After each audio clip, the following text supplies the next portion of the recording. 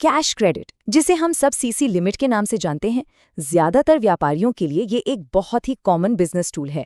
लेकिन सवाल ये उठता है कि क्या ये वाकई एक मददगार सुविधा है या फिर एक ऐसा वित्तीय जाल जिसमें हम उलझते चले जाते हैं।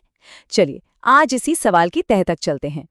तो सवाल सीधा है, क्या ये जो सीसी लिमिट की सुविधा है ये एक मदद है या फिर ये धीरे धीरे एक ऐसी आदत बन चुकी है जिसके बिना अब बिजनेस चलाना नामुमकिन सा लगने लगा है। इसी दुविधा को आज हमें समझना है। तो चलिए सबसे पहले बात करते हैं इसकी सबसे बड़ी कीमत की, और वो है ब्याज। पता है, ये बिल्कुल एक दीमक की तरह है जो बाहर से तो नजर नहीं आती लेकिन अंदर ही अंदर बिजनेस के मुनाफे को चुपचाप खा जाती है, उसे खोखला कर देती है। एक बात हमेशा याद रखनी चाहिए, ये जो सीसी लिमिट का पैसा है ये अपना पैसा है ही नहीं, बिल्कुल नहीं। ये तो किराए का पैसा है, और जैसे हर किराए की एक कीमत होती है, इसकी भी एक बहुत बड़ी कीमत है जो चुकानी पड़ती है। अब ये कीमत कितनी बड़ी है इसका अंदाजा लगाइए। मान लीजिए 1 करोड़ की सीसी लिमिट है और वो पूरी इस्तेमाल हो रही है, तो जानते हैं साल का कितना पैसा सिर्फ ब्याज में जाएगा? करीब करीब 10 से 12 लाख रुपए। सोचिए, ये वो मेहनत की कमाई है जो बिजनेस को बढ़ाने के बजाय सीधा बैंक की तिजोरी में जा रही है। ये लाइन ना इस पूरी सिचुएशन को एकदम साफ कर देती है। जब बिजनेस की कमाई का इतना बड़ा हिस्सा सिर्फ ब्याज भरने में ही निकल जाए, तो एक तरह से व्यापारी बैंक का एक अनपेड एम्प्लॉय ही तो बन गया। मतलब काम वो कर रहा है, मेहनत उसकी है, लेकिन अमीर कौन हो रहा है? बैंक। अच्छा, तो अब इसके प्रैक्टिकल साइड पर आते हैं। देखिए, सीसी लिमिट के सही इस्तेमाल और गलत इस्तेमाल में ना एक बहुत ही बारीक लेकिन बहुत ज़रूरी फ़र्क है, और इसे समझना ही सबसे बड़ा गेम चेंजर है। तो ये फ़र्क क्या है? देखिए, सीसी लिमिट को असल में एक पार्किंग स्लॉट की तरह यूज़ करना चाहिए। मतलब माल खरीदने के लिए पैसा निकाला और जैसे ही वो माल बिका और पैसा हाथ में आया, फ़ौरन उसे वापस अकाउंट में डाल दिया। सिंपल।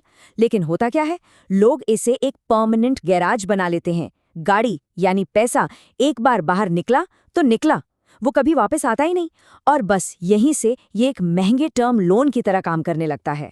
और पता है, ये ब्याज का खेल और भी खतरनाक है। सीसी लिमिट पर जो इंटरेस्ट है ना, वो डेली लगता है, रोज। इसका सीधा सा मतलब है कि अगर बिजनेस में कहीं से कैश आया और उसे सीसी अकाउंट में वापस जमा नहीं किया, तो भैया हर एक दिन का ब्याज का मीटर चालू है। सोचिए, एक तरफ सेविंग्स अकाउंट में पैसा पड़ा है और दूसरी तरफ सीसी ओवरड्रॉन है। ये तो अपने ही पैर पर कुल्हाड़ी मारने जैसा है। सच कहूं तो एक तरह की वित्तीय आत्महत्या है ये। चलिए अब एक और बड़ी गलतफहमी पर बात करते हैं। बैंक से फोन आता है कि आपकी सीसी लिमिट बढ़ा दी गई है, और व्यापारी खुश हो जाते हैं। उन्हें लगता है कि बिजनेस ग्रो कर रहा है। लेकिन क्या ये सच में एक खुशखबरी है या फिर कुछ और? जरा एक पल के लिए सोचिए, 10 साल हो गए बिजनेस करते हुए और आज भी बिजनेस पूरी तरह से बैंक के पैसे पर उधारी पर चल रहा है। तो सवाल ये है कि इन 10 सालों में बिजनेस ने असल में क्या कमाया? क्या ये सच में तरक्की है? ये निर्भरता बिजनेस की हेल्थ पर एक बहुत बड़ा सवालिया निशान है। तो बात को एकदम साफ साफ समझते हैं। जब बैंक लिमिट बढ़ाता है ना, तो वो कोई इनाम नहीं दे रहा, वो असल में कर्ज लेने की क्षमता बढ़ा रहा है। ये कोई एसेट नहीं है, ये एक लाइबिलिटी है, एक बोझ जो कंधों पर और भारी होता जाता है। ठीक है, तो हमने प्रॉब्लम तो अच्छे से समझ ली, पर अब बात करते हैं सोल्यूशन की। आखिर इस टूल को इस्तेमाल कैसे करें कि ये हमारे लिए एक ताकत बने, ना कि हम इसके गुलाम बन जाएं। यहाँ पर सारा खेल माइंडसेट का है।